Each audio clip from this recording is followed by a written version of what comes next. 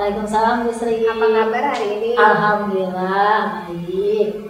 Sudah siap untuk melamar coaching? Insya Allah siap Bu. Baik, kalau begitu saya ajak diskusi ya pada pra-observasi ini ya. Oke Bu. Jadi Bu Esti, pada pra-observasi ini saya akan mendiskusikan rubrik penilaian untuk proses coachingnya. Nah, saya juga akan memberikan pengamatan baik kepada coach maupun coachee, serta saya akan memberikan penilaian bagaimana coach ini memberikan pertanyaan berbobot, kemudian apakah sudah menggunakan alur cerita, serta bagaimana respon atau tanggapan coachee terhadap pertanyaan coach. Sudah siap ya, Sti? Izin memberikan beberapa pertanyaan ya. Silakan Ibu. Baik, kompetensi coaching apa yang ingin Sti kembangkan pada proses coaching ini? Ada 4 kompetensi yang ingin saya kembangkan. Yang pertama itu present, kehadiran penuh, kemudian pertanyaan berbobot, kemudian juga mendengarkan aktif dan mendengarkan dengan rasa. Berarti ada 4 ya kompetensi yang ingin dikembangkan. Lalu Bu Esti, apa sih kompetensi yang lebih spesifik yang ingin diobservasi? Kompetensi yang lebih ingin saya gali atau lebih spesifik lagi itu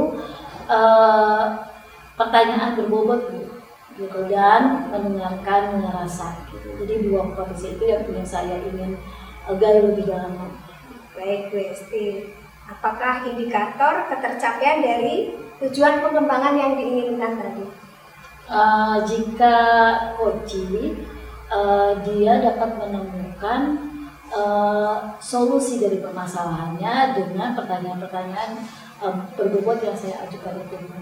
Baik Bu Esti, demikian pertanyaan dari observasi ini. Saya berharap proses coachingnya sukses ya Bu Esti ya. Ya, mohon doanya ya Bu Sri ya. Ya, semoga mendapat hasil yang terbaik. Ya, baik, terima kasih Bu Sri, terima kasih banyak. Assalamualaikum Pak Alfi. Waalaikumsalam. Apa kabarnya nih Pak Alfi? Alhamdulillah saya.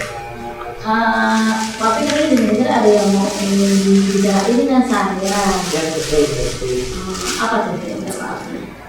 Ya masalah di sekolah sih, karena memang kan di bulan Agustus September ini sedang padat-padatnya kegiatan. Dan saya punya beberapa peran di dalam kegiatan tersebut. Jadi selain sebagai guru, sebagai ketua MGMP, musyawarah pengembangan pelajaran di kecamatan, juga sebagai panitia AEBK, panitia Adiwiyata Eko ASEAN, gitu. Banyak terus. Jadi pada sekali ya kegiatan Pak Alfi, tujuan pertemuan ini kita ingin membahas permasalahan yang ada di Pak Alfi itu kegiatan yang sangat banyak. Iya. Pak Alfi ingin pertemuan kita ini ukuran keberhasilan itu seperti apa sih Pak? Ya, ukuran keberhasilan atau harapan saya sih mungkin setelah kita diskusi atau ngobrol siang ini Bu Esti, saya bisa mendapatkan solusi dari masalah saya dan ya mungkin bisa meringankan beban saya juga. Oke, baik. Nah, tadi kan dikatakan Pak Alfi bahwa lebih Pak Alfi terlalu berat idealnya itu inginnya tuh Pak Alfi seperti apa? Inginnya ya tentunya saya bisa mengerjakan segala tugas yang diberikan kepada saya dengan baik, dengan maksimal, dan tentunya tidak mengganggu hak anak-anak di sekolah untuk menerima pembelajaran dan pendidikan. Oke, baik, dari skala 1 sampai 10 itu idealnya ya Pak Alfi, itu kan 10 ya. Iya. Dari skala 1 sampai 10 ini Pak Alfi sekarang berada di skala atau level berapa Pak Alfi? Ada di skala 4 sepertinya guys. Skala 4. Nah, Pak Alfi inginnya mencapai skala berapa Pak Alfi? Ya tentunya kita sebagai manusia ingin berusaha maksimal ya skala 10 lah. Berarti dari 4 sampai 10 tentu banyak trik atau cara-cara ya yang akan Pak Alfi lakukan.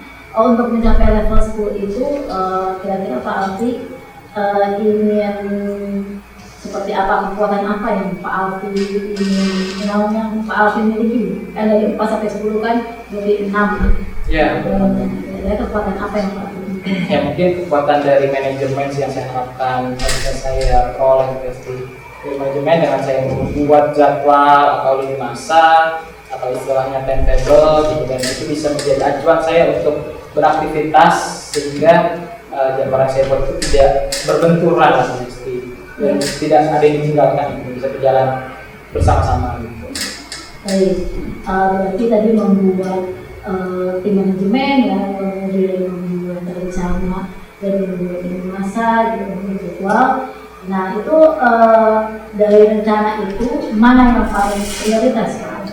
Itu yang prioritas kita mengatur jadwal kita sendiri dulu nih, itu dengan membuat jadwal tadi atau timetable tadi.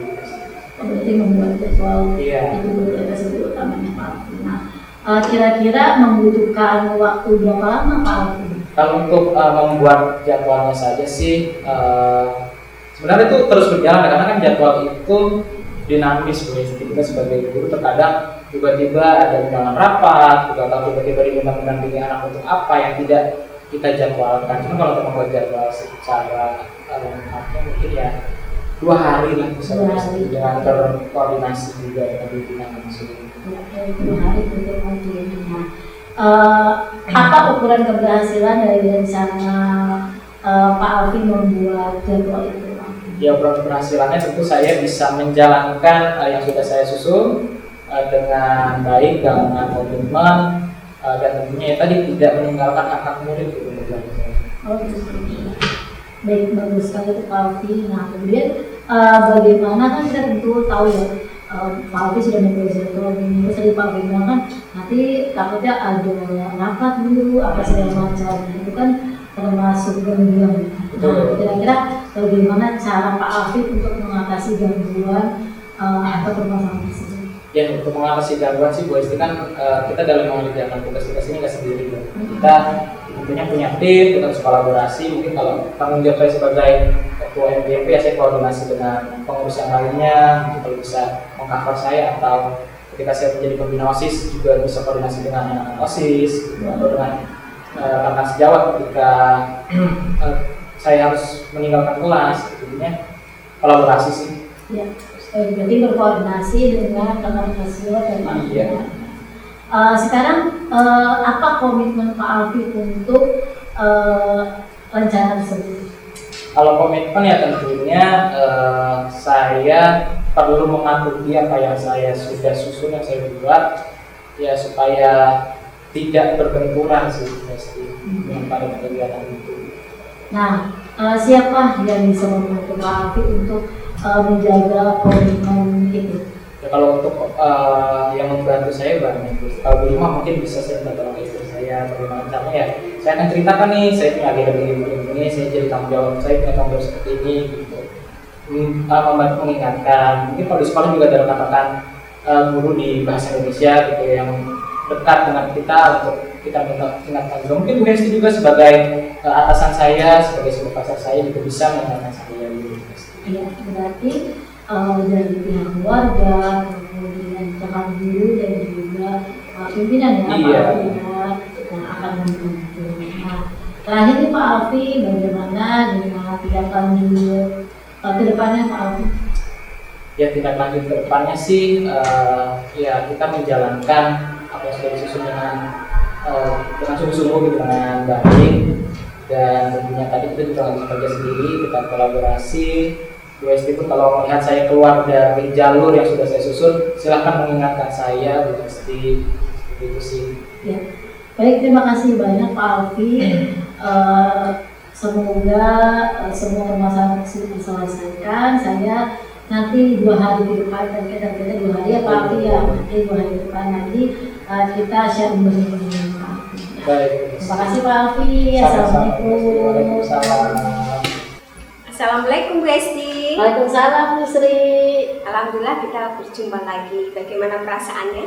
Alhamdulillah tadi saya sudah melakukan coaching dan berjalan dengan lancar alhamdulillah Bu Sri. Baik Bu Esti, pada pasca observasi ini saya juga akan memberikan beberapa pertanyaan. Siap Bu Esti? Siap Bu. Baik. Nah, apa yang sudah dilakukan pada proses coaching tadi? Apakah indikator ketercapaian yang ingin dikembangkan itu sudah terlihat atau sudah tercapai? Tadi kan saya di awal sudah mengatakan bahwa saya ingin menggali